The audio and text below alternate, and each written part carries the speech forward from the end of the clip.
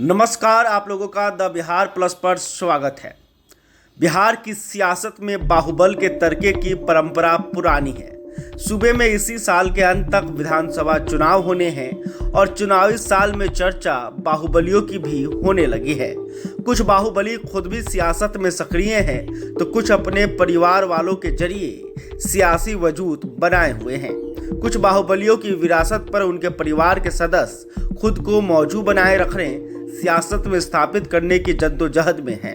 नजर डालते हैं ऐसे बाहुबलियों की राजनीति पर कि वो खुद या उनके परिजन इस बार के चुनाव से पहले किस दल की ओर नजर आ रहे हैं। सबसे पहले बात करते हैं अनंत सिंह की। मोकामा के पूर्व विधायक अनंत सिंह की विधानसभा सदस्यता रद्द होने के बाद हुए उपचुनाव में उनकी पत्नी नीलम देवी विजयी नहीं थी। नीलम देवी आरजेडी के टिकट पर विधायक निर्वाचित हुई थी। तब जदयू भी महागठबंधन में थी। नीतीश कुमार की पार्टी जब एनडीए में लौटी और सरकार बनाई तब विश्वास प्रस्ताव पर मतदान के दौरान नीलम देवी ने इसके पक्ष में मतदान किया था। भूमिहार नेता अनंत सिंह की गिनती कभी नीतीश कुमार के करीबियों में होती थी। छोटे सरकार के उपनाम से मशहूर यह नेता साल 2005 में पहली बार जदयू के टिकट पर ही विधानसभा पहुंचा था। तब से अब तक मोकामा विधानसभा सीट पर अनंत सिंह का दबदबा कायम है। अनंत सिंह और उनका परिवार इस बार जदयू की ओर नजर आ रहा है। अब बात सूरजभान सिंह की। सूरजभान ने साल 2000 के बिहार चुनाव में मोकामा विधानसभा सीट से निर्दलीय चुनाव जीता था। उन्होंने तब लालू यादव की सरकार में मंत्री रहे दिलीप सिंह को शिकस्त दी थी। दिलीप सिंह बाहुबली अनंत सिंह के बड़े भाई थे।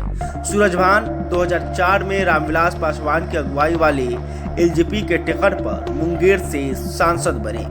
सूरजभान की पत्नी वीणा देवी भी मुंगेर सीट से सांसद रही हैं। सूरजभान सिंह का परिवार फिलहाल अभी किसी पार्टी में नजर नहीं आ रहा है। चिराग पासवान की पार्टी से भी सूरजभान सिंह दूरी हुई बनाए हुए हैं। जदयू की अगुवाई वाले सत्ताधारी एनडीए में वो रहेंगे या फिर पशुपति कुमार के पारस के साथ नजर आएंगे और महागठबंधन की तरफ चले जाएंगे। सूरजभान सिंह ने इस बार चुनाव से पहले यह ऐलान कर दिया है कि वो मोकामा से अनंत सिंह को जीतने नहीं देंगे। तो देखना होगा कि यह लड़ाई किस तरह होती है। अब बात रामा सिंह की। राम किशोर सिंह उर्फ रामा सिंह ने हाजीपुर संसदीय सीट के तहत आने वाली महनार विधानसभा सीट से विधायकी का चुनाव लड़कर चुनावी राजनीति में कदम रखा था। रामा सिंह 5 बार के पूर्व विधायक हैं और 1 बार सांसद भी रहे हैं। 2014 के लोकसभा चुनाव में लोजपा के टिकट पर वैशाली सीट से उतरे रामा सिंह ने आरजेडी के कद्दावर नेता रघुवंश प्रसाद सिंह को मात दी थी। रामा सिंह 2020 में आरजेडी में शामिल हो गए थे। 2024 के लोकसभा चुनाव के समय वो चिराग पासवान की पार्टी में लौट आए। तो अब देखना होगा कि उनकी पत्नी जहां आरजेडी से विधायक है तो वहीं अब वो चिराग पासवान की पार्टी को मजबूत कर रहे हैं। तो 2025 में क्या वो लोजपा रामविलास के टिकट पर चुनाव लड़ेंगे या फिर महागठबंधन की तरफ होंगे। अब बात मोहम्मद शहाबुद्दीन। सिवान के पूर्व सांसद दिवंगत नेता शहाबुद्दीन की पत्नी हिना साहब ने 3 बार लोकसभा चुनाव लड़ा और तीनों ही बार उन्हें पराजय का सामना करना पड़ा। 2024 के लोकसभा चुनाव में हिना ने आरजेडी से टिकट नहीं मिला तो निर्दलीय चुनाव लड़ा। इस बार भी उन्हें हार भी मिली थी। शहाबुद्दीन के बेटे ओसामा ने लोकसभा चुनाव के कुछ महीने बाद तेजस्वी यादव की मौजूदगी में आरजेडी का दामन थाम लिया था। ओसामा के आरजेडी से विधानसभा चुनाव लड़ने की चर्चा हो रही है। कहा जा रहा है कि सिवान के रघुनाथपुर से ओसामा साहब चुनाव लड़ सकते हैं। अब बात राजन तिवारी की। बाहुबली राजन तिवारी का परिवार भी सियासत में सक्रिय रहा है। राजन तिवारी की मां कांति देवी ब्लॉक प्रमुख रह चुकी हैं। राजन के बड़े भाई राजू तिवारी भी राजनीति में हैं। गोविंदगंज विधानसभा सीट से विधायक रह चुके राजू तिवारी फिलहाल चिराग पासवान की अगुवाई वाली एलजेपीआर के प्रदेश अध्यक्ष हैं। सुनील पांडे समता पार्टी के टिकट पर भोजपुर जिले के पीरो विधानसभा सीट से सियासी सफर का आगाज करने वाले सुनील पांडे एमएलसी भी रहे पिछले विधानसभा चुनाव में सुनील को तरारी सीट पर सुदामा प्रसाद ने हरा दिया था। सुदामा प्रसाद 2024 के लोकसभा चुनाव में आरा लोकसभा सीट से सांसद चुन लिए गए। सुदामा प्रसाद के इस्तीफे से रिक्त हुई तरारी सीट पर उपचुनाव में सुनील पांडे के बेटे विशाल प्रसाद बीजेपी से विधायक निर्वाचित हुए हैं। अब बात आनंद मोहन की।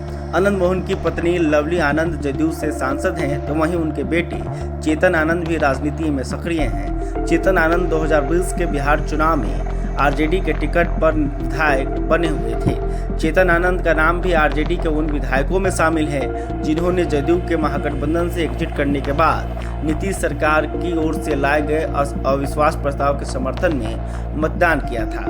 पप्पू यादव बतौर निर्दलीय विधायक की जीत कर सियासत में कदम रखने वाले राजेश रंजन उर्फ पप्पू यादव पूर्णिया लोकसभा सीट से निर्दलीय सांसद हैं। पप्पू यादव ने लोकसभा चुनाव से पहले अपनी पार्टी जन अधिकार पार्टी का कांग्रेस में विलय कर दिया था। सीट बंटवारे में पूर्णिया लोकसभा सीट आरजेडी के खाते में चली गई, जिसके बाद पप्पू यादव निर्दलीय चुनावी मैदान में उतरे और चुनाव जीते भी। वो दूसरे राज्यों में भी कांग्रेस का प्रचार करते नजर आते हैं।